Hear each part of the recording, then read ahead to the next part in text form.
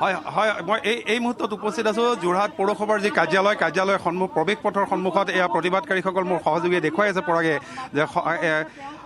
পৌৰসভাৰ কাৰ্যালয়ৰ সন্মুখত এনেদৰে প্ৰতিবাদকাৰীসকল সমবেত হৈছে আৰু ইতিমধ্যে তেওঁ আৰক্ষীয়ে যিহেতু যিখন মূল প্ৰৱেশ পথৰ যি দুৱাৰ সেই গেট ইতিমধ্যে বন্ধ কৰি দিছে আৰু শৃংখলচলীয়াকে ধৰি প্ৰতিবাদকাৰীসকলৰ এটাই মাত্ৰ দাবী যে যোৰহাট পৌৰসভাৰ যিগৰাকী পৌৰপতিগৰাকী সন্মুখলৈ আহিব লাগে আৰু কি ভিত্তিত আজাদ চৌধুৰীৰ দৰে সন্দেহযুক্ত নাগৰিকগৰাকীক ভূমি লিজত দিয়া হৈছিল আৰু সেই লিজত দিয়া ভূমিত কেনেদৰে ঘৰ বনাবলৈ তেওঁ অনুমতি পালে সেই সম্পৰ্কে তেওঁলোকক অৱগত কৰিব লাগিব আৰু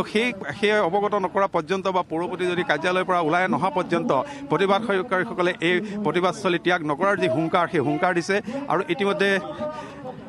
ইতিমধ্যে শৃংখলচলীয়াই তেখেতৰ বক্তব্য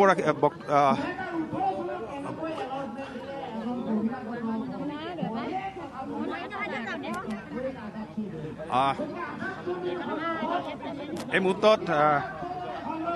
মুহূৰ্তত প্ৰতিবাদকাৰীসকলৰ সন্মুখত ভাষণ প্ৰদান কৰি থকা হৈছে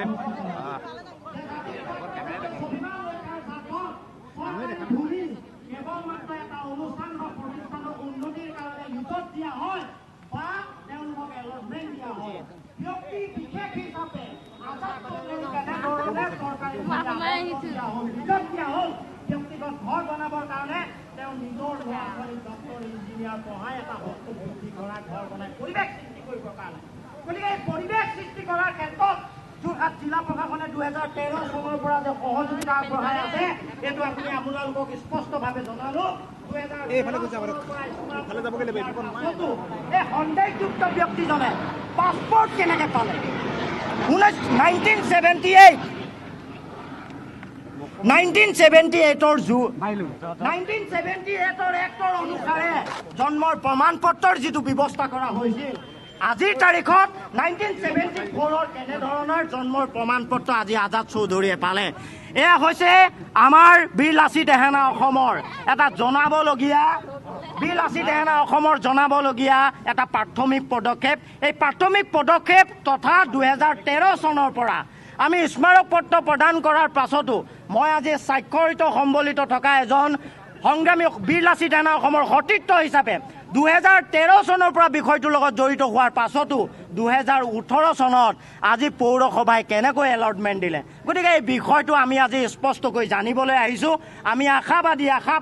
আশা কৰিছোঁ গণতান্ত্ৰিক মাধ্যমক গণতন্ত্ৰক সন্মান জনাই যি প্ৰতিবাদী মাধ্যমেৰে আমি পৌৰপতিৰ ওচৰলৈ আহিছোঁ কালিও আমি জনাই থৈছোঁ যে আমি সমদল আকাৰে আহিম আপুনি অন্ততঃ স্পষ্টকৈ আমাক জনাব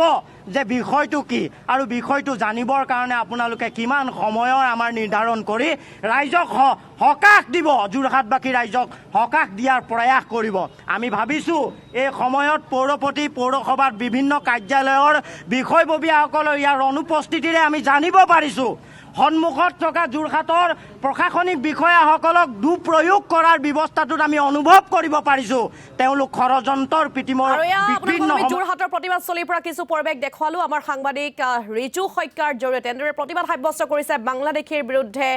হেংদাং লৈ শিৱসাগৰৰ পৰা আহি উপস্থিত হৈছে যোৰহাটত আৰু লগতে কেইবাগৰাকীও সদস্য আহি উপস্থিত হৈছে নেতৃবৰ্গ আহি উপস্থিত হোৱা পৰিলক্ষিত হৈছে